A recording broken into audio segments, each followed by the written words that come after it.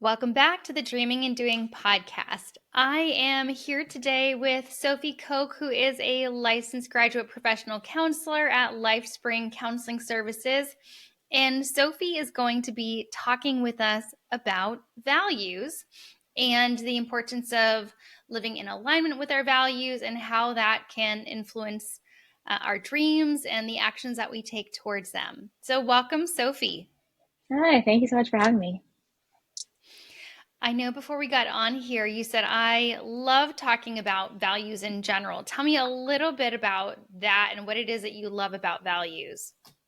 Yeah, so one of the jokes I always make with clients is that I love talking about values. Whenever I mention what value is coming through, they're always like, ugh, a value again. So it is definitely a large part of my work. And I think it's because values are the foundation of everything. They dictate what we do, what we like, what we don't like, what we're motivated to do, how we're motivated to do it. It's really just like the underlining part of us. And so you can personalize anything with anyone. You may not be able to have shared experiences with someone, but you can find a similar value in there and something to connect with. So I think values are just a link in so many different ways if you may not even see a link. They're just that core part of us. Yeah. And so I think some of us have maybe Mm, had more opportunities to reflect on the topic of yeah. values, what our personal values are.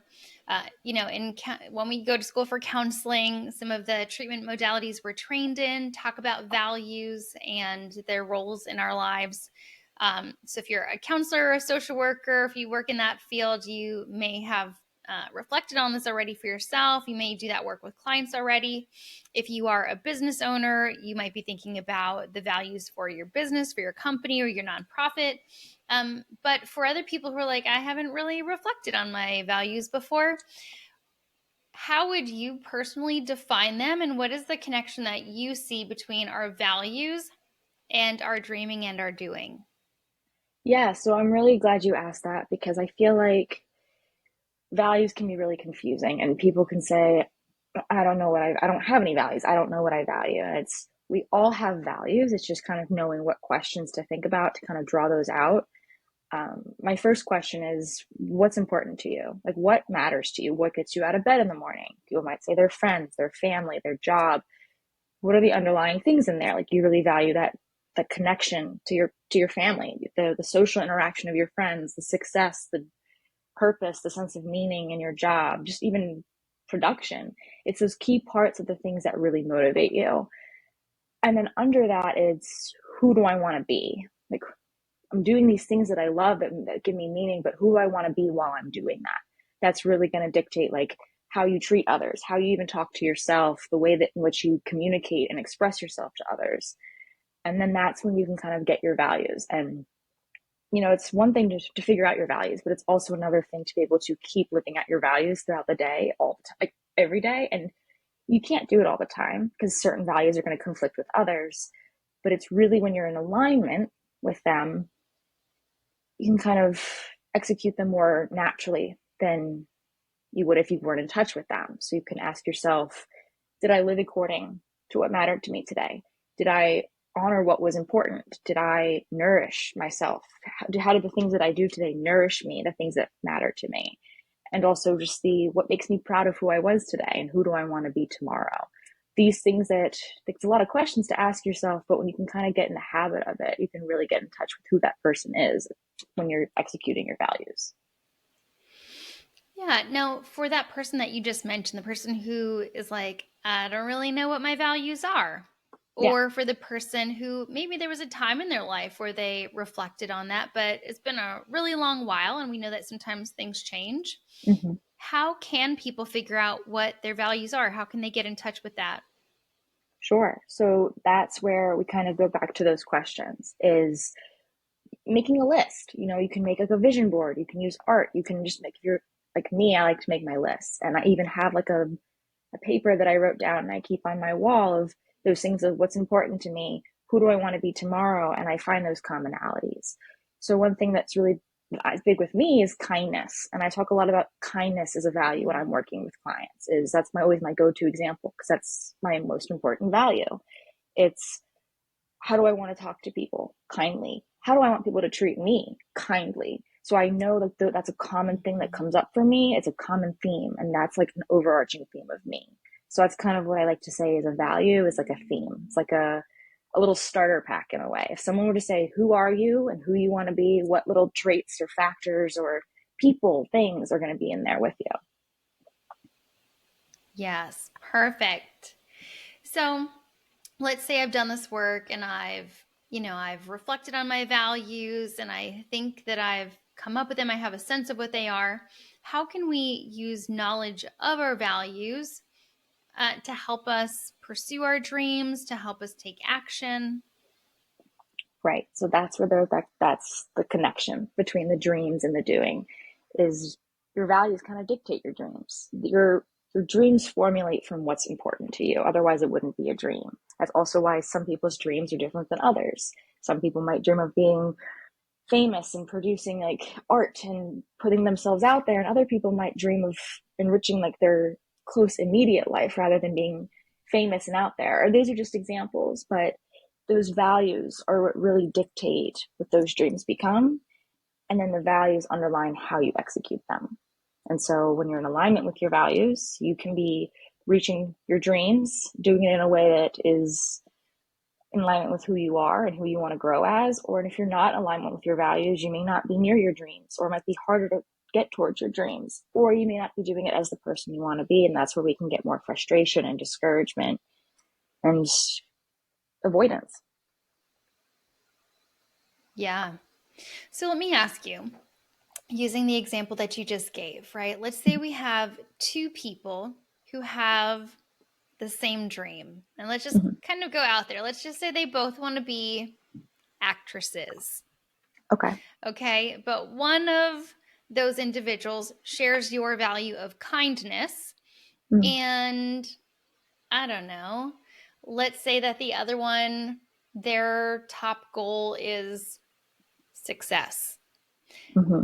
But they both want the same thing. They both want to pursue a career as an actress. How might those different top values influence how they go about moving in the direction of pursuing their career? I'm really glad you asked that because our values are all important to us, but we have a prioritization of them. We categorize them without realizing it.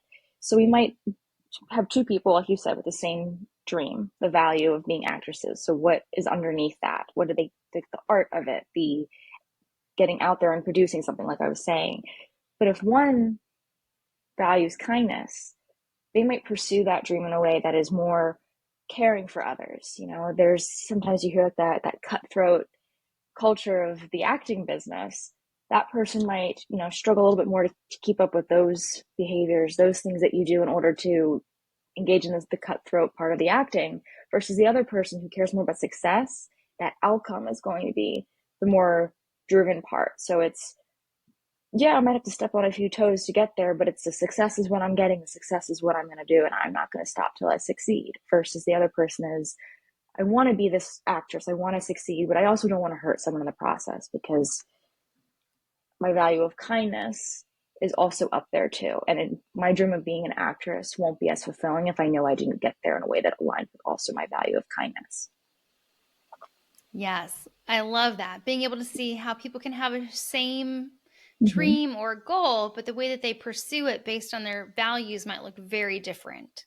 Yes, absolutely. And I think that's a really important part too, is because we don't look at values as good or bad, at least not in the world, the acceptance and commitment therapy world I'm coming from, but we look at them as helpful or unhelpful. So, that's when you might have a values conflict. If that person who valued success, but also valued kindness, if they're stepping on people's toes to succeed, then they might have some internal conflict of, I really want to succeed, but I also, part of me feels really badly about doing this to this close friend of mine.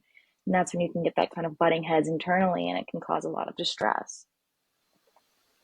Yes. So let's say someone has this dream that they want to pursue. Mm-hmm. And sometimes dreaming is exciting. we're all ready to go when we're in the planning phase of it. But sometimes when it comes down to implementing and doing, we lose Hmm. steam where it starts to feel a little bit overwhelming. How can we use our values to keep us motivated when we're facing challenges or when maybe our motivation isn't as high? Yes. So that is the beauty of values is they are very rooted in the now. If you are values become goals or dreams when they're in the future and they originate in the past, but they are most active in the present because in the moment is the only time you can truly act out and align with a value. So let's say you're getting frustrated or you're getting discouraged, or it's what can I do in the now? And that's when we start to look at, is my current actions leading me closer to my values or leading me further away? So if they're leading you further away, how are they leading me further away? What is causing me to step further away from this value of mine? Is it that I'm isolating myself when I really value social connectedness? Am I engaging in a maladaptive coping mechanism if I really value my health? Things, or looking at how my actions are actually leading me the opposite direction of where my dream is. Or I really dream about being a personal trainer. Today I got up early and I went to the gym and I helped someone who didn't know how to use a machine. I would say that aligned with my value. So that's kind of like checking in with what did I do today? And people might think that's a small thing I did today, but no, in the long run, any smaller action is a key action when it comes to living out your values. Awesome. So, here are some things that I really want to know about, right? Because we're talking about values and values being aligned, right? And so for Yes. me, I often think about, okay, do someone's words and actions match, right? Like in the Mhm. counseling field, we talk about congruence. Does Yes. what someone is saying, does that match with their actions? What they're saying, does that match how they're showing up in the world, their body language, right? Hmm. Um, so there are times when we know that there is misalignment or maybe a conflict between what someone says is their value and their actual actions, right? It seems like their actions don't necessarily match what they're saying is important to them. And Hmm. I'm wondering how you interpret that when someone says that something's important to them, but action wise, that doesn't seem to be clear or in alignment. My first thought is whose value is it? Because if it's not something you're actively doing, where have we gotten the message that that's a value that we should have? And maybe it is a value that we personally do have, but we have to figure that out. Is that a value that you were told to have growing up, or from the messages you're receiving from the people around you? And so you say it's important to you to have that social inclusion, but in action wise, that's not something that matters to you, because if it was a value, it'd be at the forefront of your mind. Now, if there's means and the resources or something that you don't have, it's making it difficult to live out that value. Or there's another barrier. That is a key part we look at is what's one chunk of the barrier we can take down? Or where's the disconnect here? But it's those questions, those internal questions that are really crucial in pivoting. It's, wait a second, I really love my family. Why am I at the office 50 hours a week? Granted, the resources, sometimes it might be the financial reasons, but otherwise, if it's prioritization of time or energy, it's a little bit of a time to step back and say, I'm not prioritizing myself the way I want to. What can I do to change that? Yeah. And so I almost hear like three different things that people can do, right? Mm-hmm. If there seems to be lack of congruence or if there seems to be some type of disconnect between what someone says is their value and their action, I'm hearing, well, I can check my value. Is that really my Mm-hmm. value? Mm-hmm. Or is that a value that's been handed down to me and I just accepted it without really thinking about it? And I just started saying it's my value, but it's not really, right? And Mm-hmm. it's kind of clear that it's not really my value because my actions don't support that, right?